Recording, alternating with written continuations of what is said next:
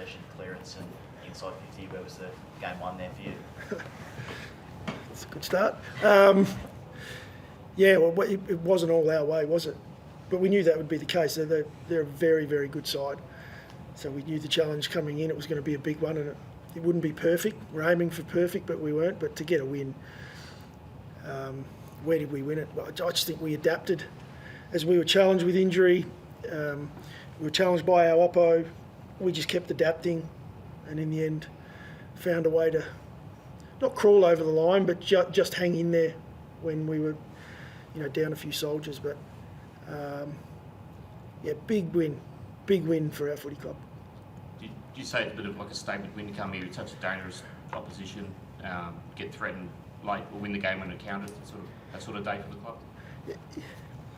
Yeah, I think it is a big statement because of the respect we have for the Western Bulldogs and the way they play football at Marvel and what they're able to do if they're able to get the game on their terms. And so we knew the challenge coming in, and to execute it the way we did, the intercept game, our ability to use the ball when it was our opportunity, our ability to shut down some of their game as well.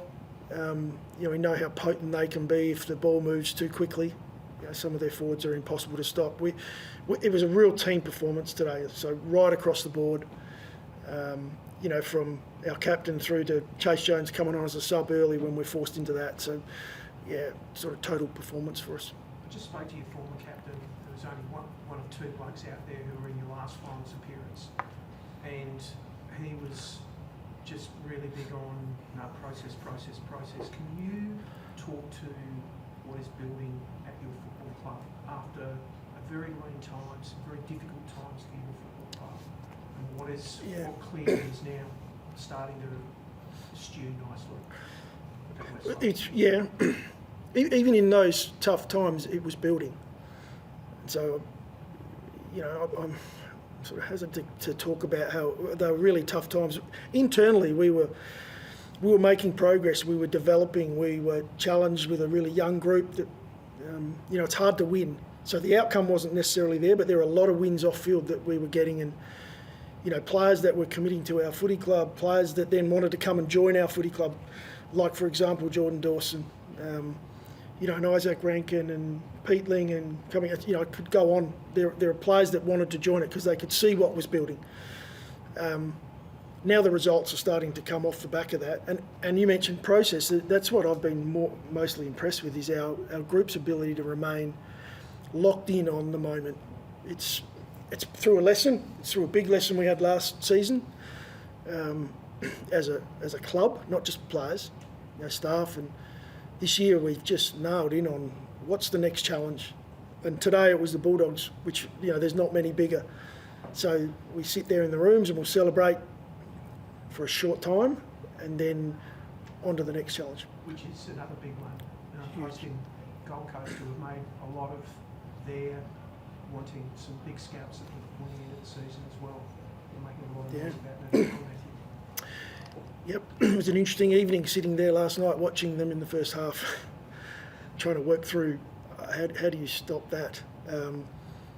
Very, very good side, a really good side that's obviously made a massive statement last night, and we now look forward to that challenge. Our guys won't necessarily go there, and they'll spend the next 24 hours getting themselves back on track, and then we'll lock in on the Gold Coast as of Monday.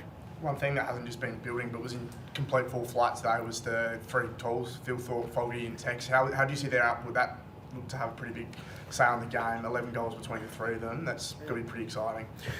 Yeah, similar to our oppo, I think if we're able to get the game on our terms and move the footy, they were going to be hard to stop, our three tools. And we got our chances with that. I felt we gave them the best opportunity. We talk about giving them a chance. We did that today. I mean, not taking anything away from the way they've got to do their job as well and work hard, and they did take some really strong contested marks. So it was a combination, but again, it all comes back to team. If we're there and we're all playing our role and we work as a team, well, Riley Thilthorpe's going to be pretty hard to stop. And Taylor Walker, everybody knows he's so intelligent, he has so much experience. If the ball moves the right way, he'll find the goals. Darcy Fogarty's really found some form over the last few weeks. especially in that contested marking space. I think he's really started going at the footy and has some confidence in his hands again, which is a good sign for us. Another magnet that's been, I would imagine, a pretty good one to have on your whiteboard at the moment. Dan Curtin had another seriously impressive game today. How have you seen his last month in particular? Because he looks like he's really shone since round 12. Yeah, yeah. When you mention his name, I can't help smiling. It's one of those ones you just, in awe at what he's doing for such a young, inexperienced player. His game has just grown substantially over the last month or two. Just the confidence levels that he's playing with at the moment, and we're playing this guy in roles that are really important for us.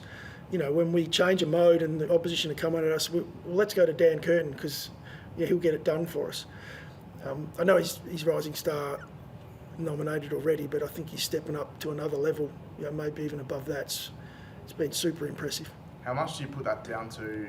He's playing in the SANFL a fair bit last year. Didn't play a whole lot of football in the senior side, but do you put a lot of his confidence down to that? Do you think? We don't always get it exactly right when we're working with players because you just don't know. Every player's different on how they're going to develop.